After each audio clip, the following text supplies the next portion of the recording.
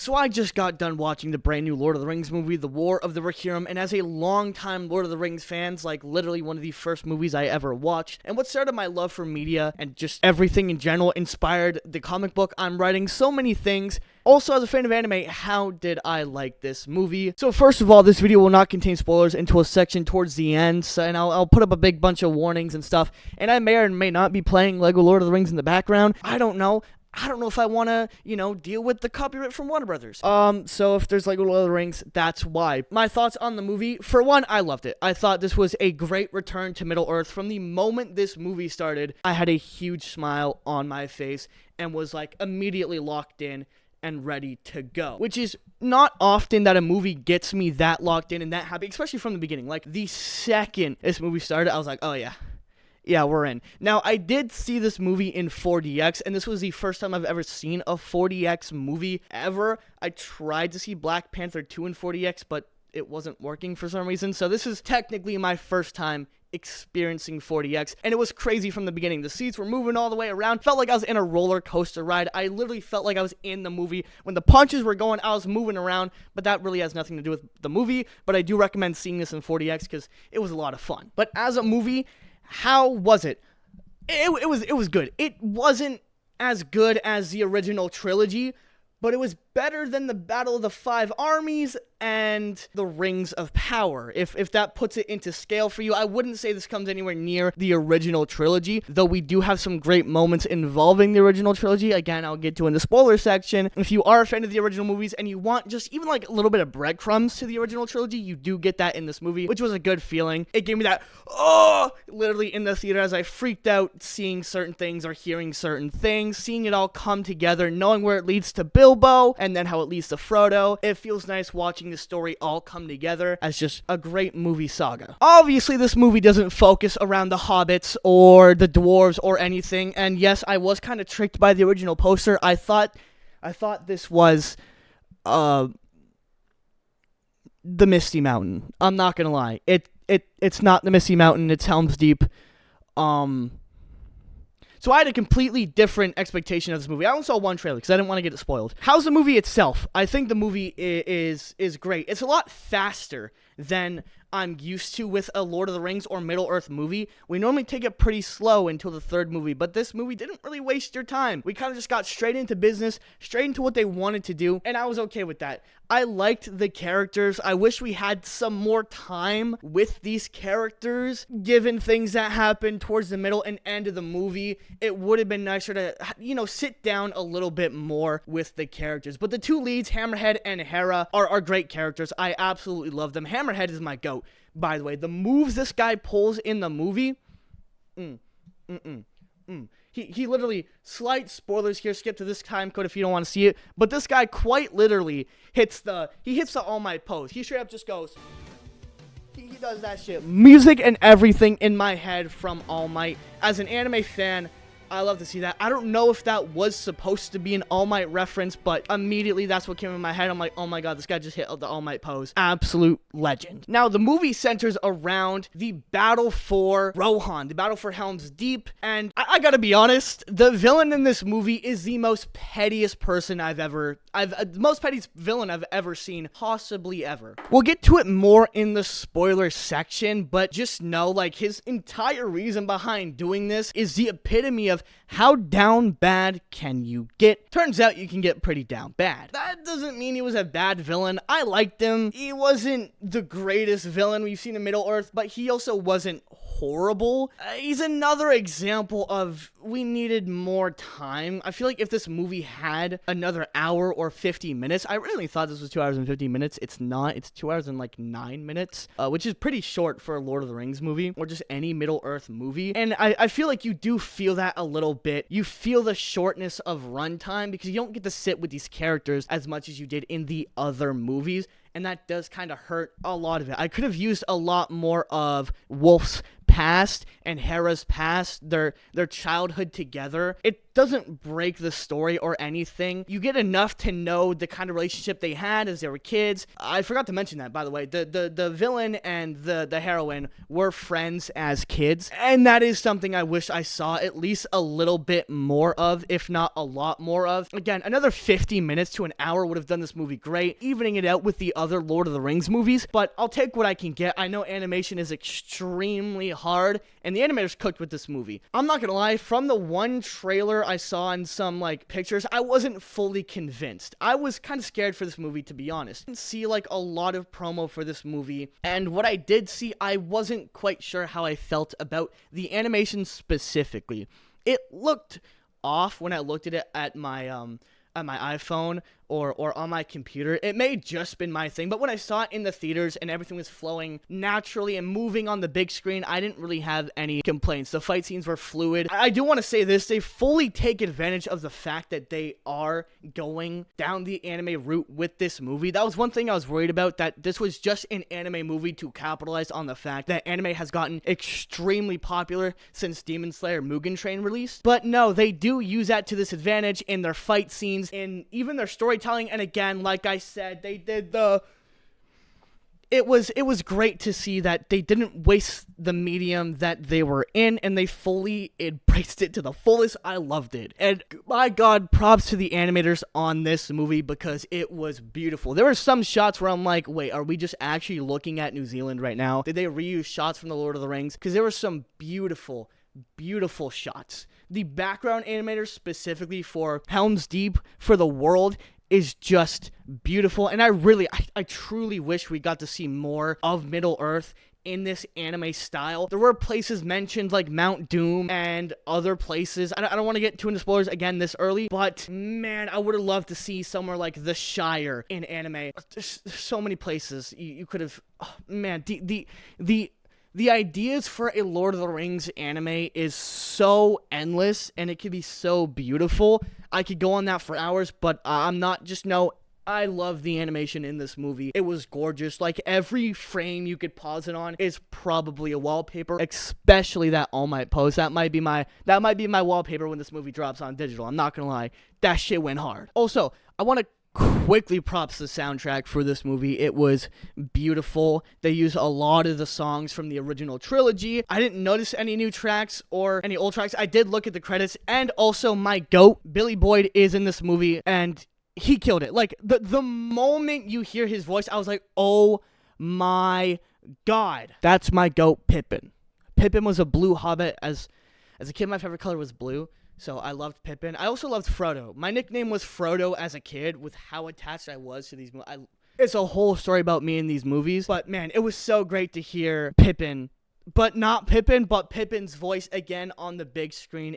I felt like a kid again watching this movie, sitting down, getting back into Middle-earth. One of my first memories of seeing a movie in theaters was the first Hobbit movie. So getting to sit back down again and watch a new story in The Lord of the Rings. Earlier, I did get to see the original trilogy. They thankfully brought the extended editions onto the big screen. That was amazing, but seeing a new experience and combining two things I love, being anime and The Lord of the Rings, into one thing, I was bound to have a great time with this movie, even if I didn't love it. But I did love it. I loved this movie. So that's gonna pretty much be it for my non-spoiler section of this movie. I do give it like 5 stars. I'm not gonna lie. I really enjoyed this. I had a great time with this movie. So if you're gonna peace out here, thank you for watching, and go check out some of my other videos. For those of you who are staying here for spoilers, okay, Wolfman, this dude's down bad. His goal, this is the pettiest villain I've ever seen in, I think, any movie. He was literally, oh, you don't want to get with me?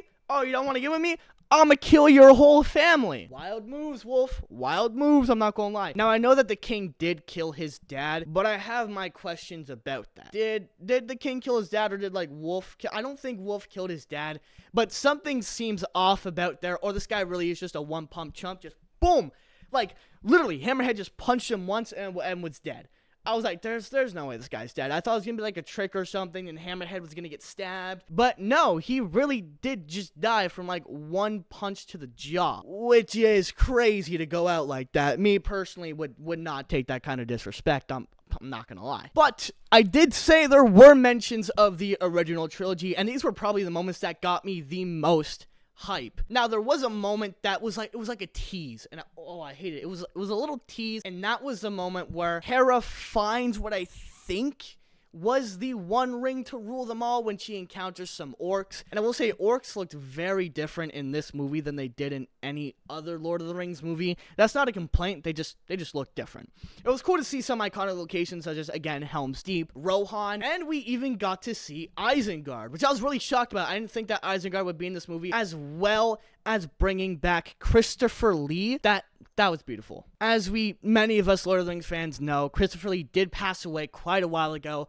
So I'm assuming they use like old audio clips. I really hope they did and they didn't AI his voice. I think that'd be terrible. I'll have to look into that, but I'm pretty sure they didn't. I'm pretty sure I heard something about them using original clips. It was great to see him back on the big screen one last time as Saruman in animated form. It did bring a tear to my eyes and many people's eyes in the theater. It was great to see him come back and again set up that meaning of going into the Hobbit trilogy and the Lord of the Rings trilogy. It really did make this feel like a connected world. Of course, Gandalf is also mentioned right at the end, leaving me wondering if we're gonna get a sequel to this movie. I don't think we are, but I also don't think Hera's story is done. It was left pretty open-ended. She didn't really want to take the throne, and she just kind of wanted to go on an adventure, and I would love to see more of that adventure. She was a great character. I had a lot of fun with her. Again, my only problem is that I wish we got to stay with them more. I think my biggest problem when it comes to this movie is I just couldn't sympathize with Wolf. Listen, man, I get it. It's rough when they don't like you back, when you're down bad for someone, and she just goes, nah. It's rough, but man, this was petty. It was pretty petty, I'm not gonna lie. But we got some cool action fights from it. I will say, I think Wolf kind of died like a bit of a bitch, though. I'm not gonna lie. It was kind of unsatisfying how he died. I wish the fight was a little bit longer. I was kind of hoping Hera would, do him like he did her brother, and her other brother, and her dad. But no, she's kind of like, I don't know if she, like, broke his neck or stabbed into him, but she just kind of, like, hit him in the neck with a shield. Essentially, that's what happened. It's fine, but you could just like a cool like whoa, cut off the head, come on, something like that. He slit your brother's throat. And then shot him in the neck. Come on. But again, Hammerhead, my man went out like a beast. Now, I do have to freshen up on my lore on the Wraiths. I know this wasn't a ring wraith, but that's immediately what came to my mind when they're like, he's a wraith. I'm like, oh my god, what? Is he a ring wraith? No, he's not. But he was pretty overpowered.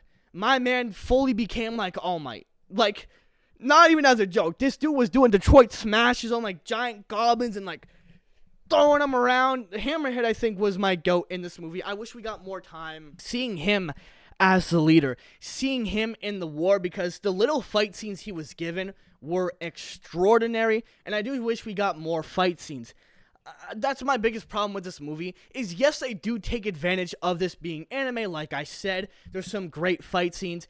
Hammerhead just literally turning into All Might, Detroit smashing ogres, just going through men on the bridge. Dude was a legend, but I wish we got more of that, as well as I wish we got more sitting around. Now, we did get more sitting around in the middle, but I don't know. I would have taken more backstory rather than the middle half. It was cool to hear how it went and was named Helm's Deep. That was pretty cool, and I don't remember any of this being mentioned in the original Lord of the Rings trilogy, though it has been a bit since I watched them.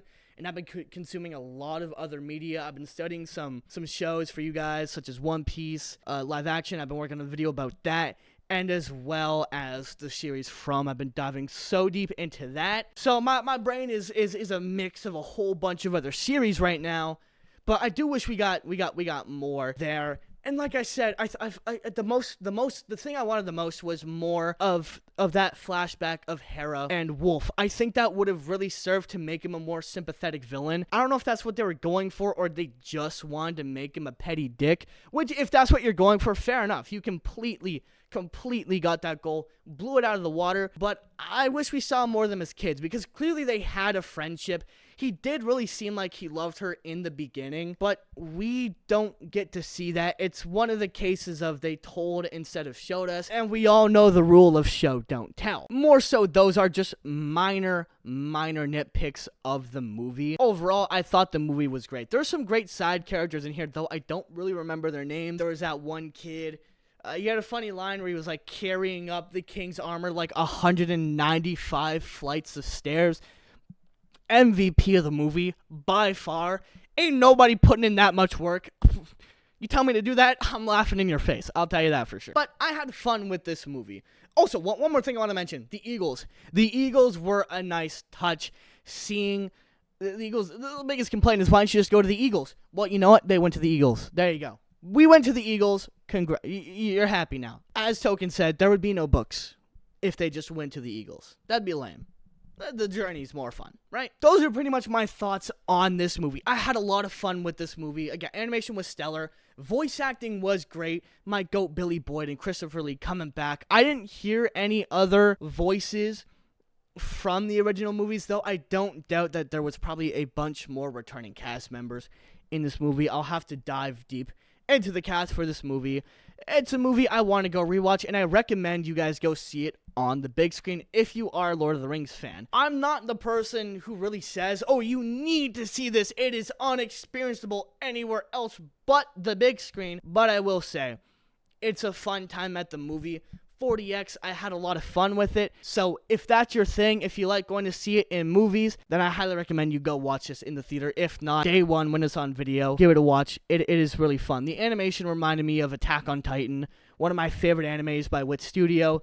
It really had that Wit animation feel. I don't know if that's what they're going for, but completely gorgeous. I love this movie. Like I said, I give The Lord of the Rings, The War of the Rohirrim 5 stars out of 5 stars. It's a fantastic film. It's a fun time. Some people might not find it a 5-star movie, but as a huge anime fan and Lord of the Rings fan, I was more than satisfied with this reintroduction into Middle-earth. Though I do wish we had more time here, I am hoping for a sequel, and I am very excited for the Hunt for Gollum, which I'm very curious on how that's going to work and what that story is going to be there. But I do like that they are filling in some of the gaps in Middle-earth moving forward with these movies, and I do hope we get some more stories in the future. Maybe what happens after The Lord of the Rings, instead of just keep piling in stuff before, because my one problem with prequels is you can only add so much that was mentioned in the original trilogy or in the Hobbit movies. That starts to like, okay, where's all this extra lore coming from? So I don't want them to just dump a bunch of prequels. I'd love to see more in this world, but not more than necessary. That's it from me. Let me know, have you guys seen The Lord of the Rings, The War of the Rohirrim, and what are your thoughts? Did you have a fun time? Did you have a bad time? I'd love to hear it either way down below. Like the video if you liked it, dislike it if you dislike it. Don't cry because it's over, smile because it happened, and I will see you all in the next one. Peace out.